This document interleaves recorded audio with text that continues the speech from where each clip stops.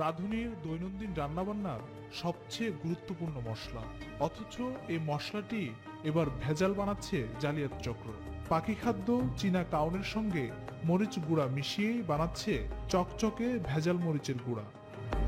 এসব গুঁড়ো মরিচের সাথে এরকম চীনা কাউনের গুঁড়ো মিশিয়ে এভাবে ভেজাল মশলা তৈরি করছেন এসব অসাধু ব্যবসায়ীরা, আর এতে প্রতারিত হচ্ছেন সাধারণ মানুষ, যা ক্রেতাদের বোঝাদার। কারণটা তো আমরা গুঁড়া করি, গুঁড়া করে বলছি যার মাল ওই মিশতে পারে, মিস করে। এই তো মারলে গাড়তি যায় অনেক প্রচুর, এর এত দাম দেবো আর কাস্টমার খাইবো না। সপ্তাহে করলে তো ভাই আমার করতে যাচ্ছে ভাই, আমি কি করবো? যত মেল আছে সব মেল আপনি চেক করে রাখেন, লাভ না আমার খবর নেই, লাভ না।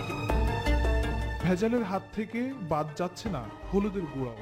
শ্যামবাজারের এই দোকানে প্রকাশ্যে পাখি খাদ্য, ভুট্টা আর চালের সঙ্গে হলুদ মেশিনে ভাঙিয়ে গুঁড়ো করছেন দোকানি। এরপর বের হচ্ছে ভেজালের খাঁটি হলুদের গুঁড়ো। গোপন ক্যামেরায় ছবি ধারণ করায় দোকানের স্বভাবসুলভ উত্তর। হলুদ ভাঙ্গাই, মরিচ ভাঙ্গাই, যেরকম মালের দাম বেশি এখন ভাঙ্গায় পড়তে হয় না, এরকম এখানে কোনো কিছু মিলানো হয় না, কোনো ভেজাল হয় না।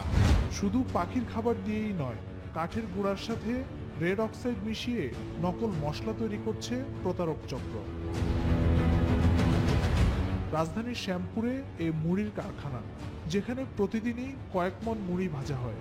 এই মুড়ি প্রক্রিয়াজাত করার সময় বিশেষ এক ধরনের লবণ ব্যবহার করে কারিগররা, আর এই লবণ তৈরি হয় ইউরিয়া কেমিক্যাল মিশিয়ে, যা ছাড়া নাকি মুড়ি চকচকেই হয় না। এবার কারখানার আরো ভিতরে ঢুকতেই থলের বিড়াল বেরিয়ে পড়ল। দেখুন কিভাবে কেমিক্যাল পানির সাথে ধান ভিজিয়ে এসব ধানে আবার ভাজা হচ্ছে রুগীর পাথেয় চিড়া। এমন ভেজাল বন্ধে বিশেষজ্ঞদের নিয়ে যৌথ অভিযান পরিচালনার দাবি এই বিশেষজ্ঞের। যে কোনো কিছুর মধ্যে একটুখানি সুডান রোড দিলে একেবারে শুকনা মরিচের রং, এবং এই সুডান রোড খেলে কি হয়? ক্যান্সার। যারা নাকি বিশেষায়িত জ্ঞানটা যাদের আছে, যারা এগুলো নিয়ে কাজ করেন, যারা এগুলো নিয়ে লেখাপড়া করেন, ওদেরকে দায়িত্ব দেন। আমরা সরকারের কাছে এই আবেদনটুকু জানাই। এক্ষেত্রে ভেজাল বিরোধী জনসচেতনতা বাড়ানোর পরামর্শ তার।